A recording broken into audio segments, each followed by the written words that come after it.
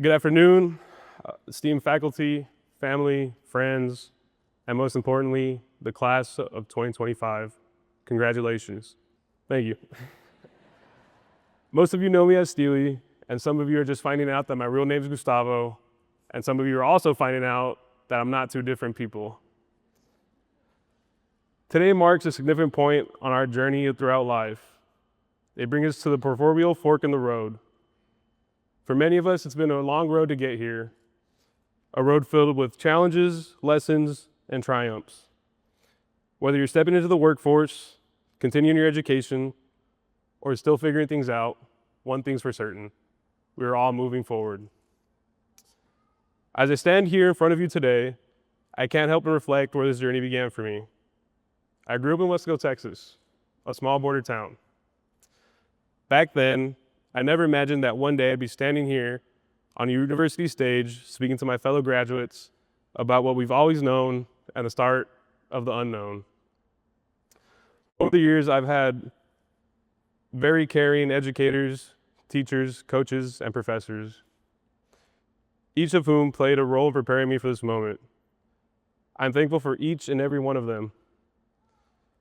Everyone has their own story as to how they got here today. And I invite all of you to take a moment in the next few days to remember your educators who have impacted your lives and send up a silent thank you or prayer to them. I've recently discovered how lucky I was to have had the guidance and support of caring educators. Of course, at the start of every school year, I didn't really feel so lucky. Who would want to give up summer freedom to go sit in the classroom?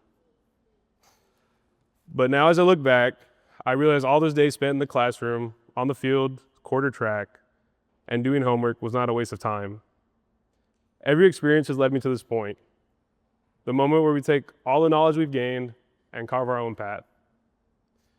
In my life, I've learned that the path to success isn't always a straight line.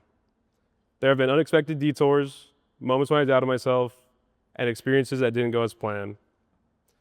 I dreamed of competing in shot put and discus at the collegiate level. But due to an injury, that didn't happen, and that's okay. Because in the past 5 years, I've racked up more than just student loan debt. I've racked up friends and memories that will last a lifetime. I've learned hard lessons about resilience, about staying true to myself, and about pushing forward even when things don't go as planned. And to me, those lessons are worth more than any victory in the ring. You know, leaving my small town, where I was part of the majority, and came to Indiana, where I was part of the minority, was an adjustment to say the least. I honestly didn't know what to expect, and I was definitely outside my comfort zone. But breaking out of that comfort zone brought me to a whole different level of understanding. I've met people from all walks of life. People I would have never encountered had I stayed in my comfort zone. I would have never widened my possibilities, my knowledge, my circle of friends, or my circle of influence. That little boy that grew up 5 miles from the border of Mexico would have not been the young man graduating with 2 degrees that you see here standing here today. My time at Marian has opened my eyes to what is possible, and I now see my contribution to the world in a much broader sense.